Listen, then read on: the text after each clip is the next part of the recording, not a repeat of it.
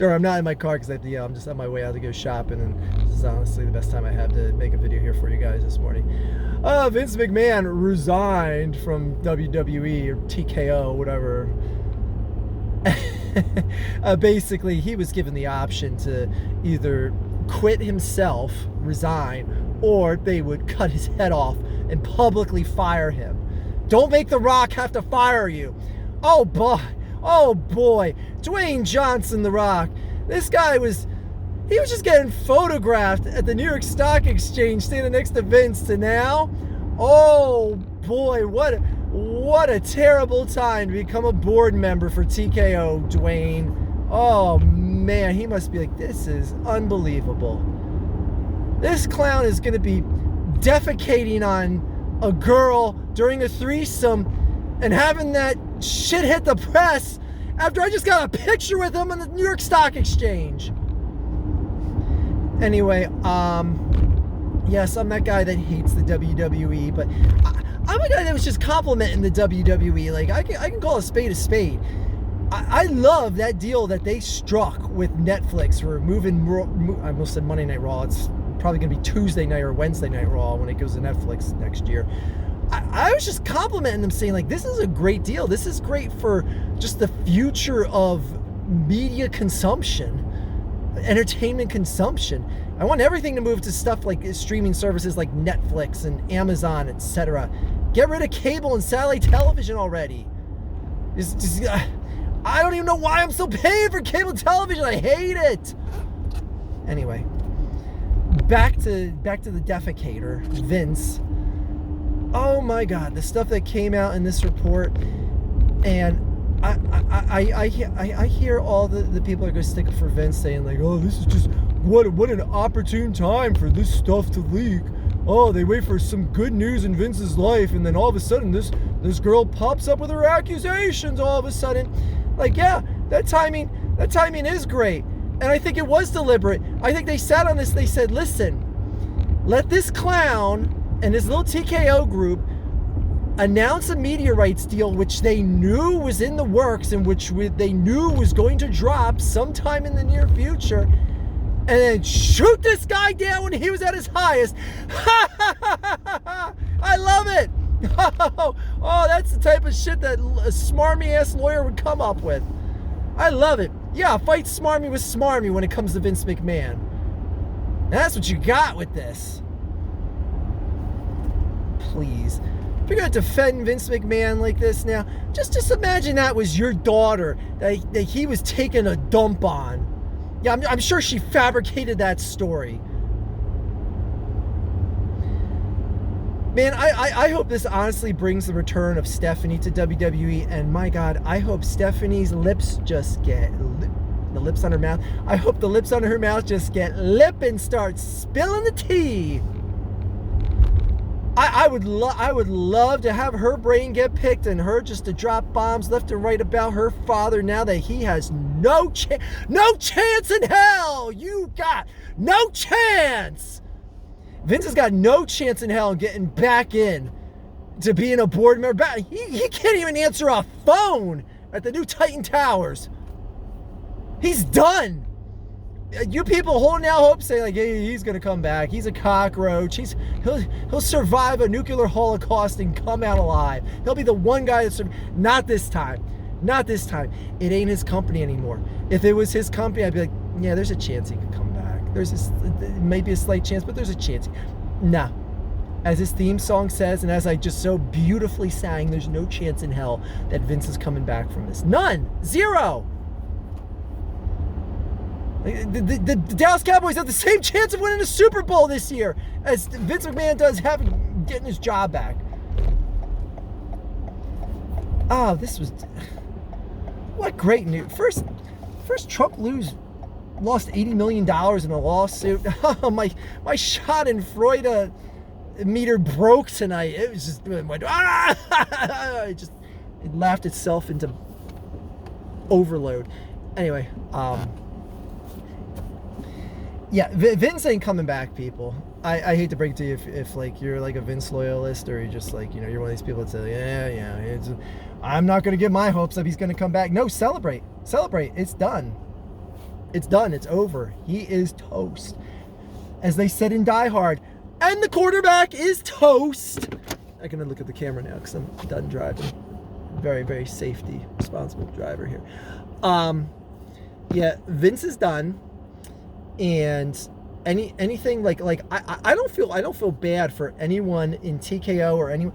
Like, I know people might say like, well, TKO, this stuff didn't happen on their watch. It happened before Endeavor purchased and formed the conglomerate, which was WWE and UFC, and merged them into the company called TKO.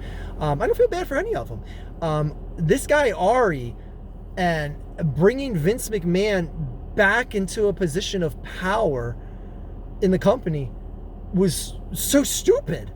Like, all these allegations were on the table, maybe not as damning as the allegations that came out now, but it's like, you really took a chance on something more serious not coming out? Like, are you stupid? Obviously they are.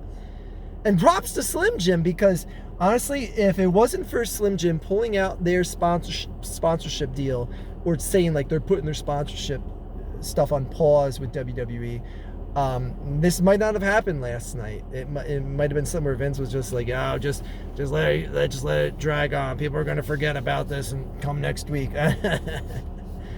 Because once one sponsor drops out, the fear is like, oh my God, this is going to turn into a line of dominoes, and sponsor after sponsor after sponsor, and we're going into WrestleMania season and we're looking like complete fools right now. I love it. As someone who gave up on WWE, mainly for what Vince McMahon did behind the scenes and understanding the history and like just learn about things like Jimmy Snuka, the Ring Boy incident, that first female referee that I'm forgetting the name of, anyway, the tanning salon incident, all these other things just like piling up, where I'm just like, yeah, I'm just not that much of a sell to entertainment. And I understand people are going to still be loyal to WWE. People are still going to buy their products, go to WrestleMania, et cetera, et cetera. I understand that. You know, it's like, I hated the fact that Michael Vick came and played for the Eagles. I couldn't stand him as a human being for what he did. But it's like, I'm not giving up what I've loved my entire life just because they decided to hire this asshole to be on their team. So I can fully understand. People are going to stay on the good ship WWE and keep sailing with them. But man, they put up with a lot of known shit with Vince for a long time. A long, long time. And that shit, honestly, it made me uncomfortable. The creative direction of that company made me uncomfortable. Like, camera cut. Kevin Dunn producing Spectacular, that is every single production he makes for the WWE. It just made the company so unwatchable on so many levels.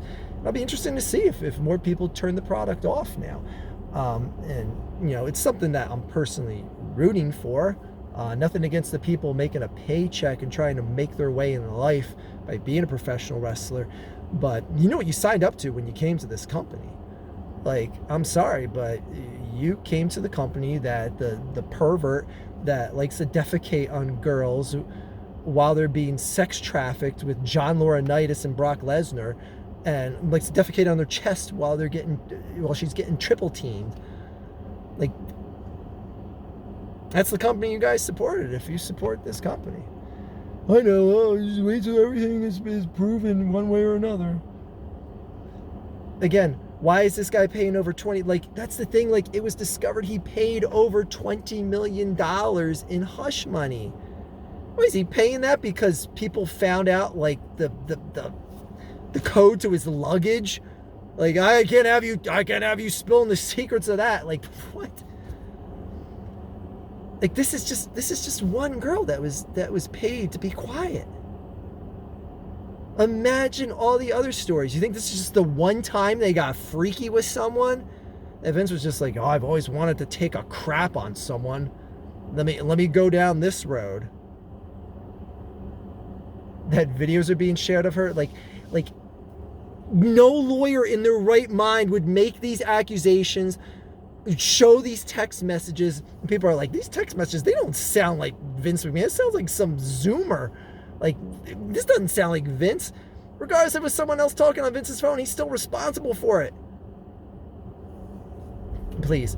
These allegations wouldn't be brought up unless there was stone cold proof. To use a wrestling superlative here. Stone cold proof. She's not going to say stuff, and her lawyer team is not going to say like he was passing around videos of her and salacious, provocative nakedness and whatnot, unless that can be proven. The text message wouldn't be reported to say what they said unless it could be proven. No lawyer in their right mind would go up against a multi-billion-dollar company like this unless that shit was lock solid.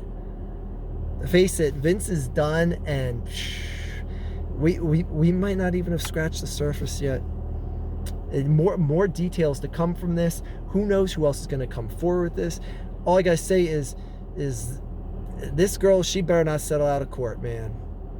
Let the details fly. If you want to really stick it to Vince McMahon, take this shit to court and don't accept some bitch ass settlement. That is all.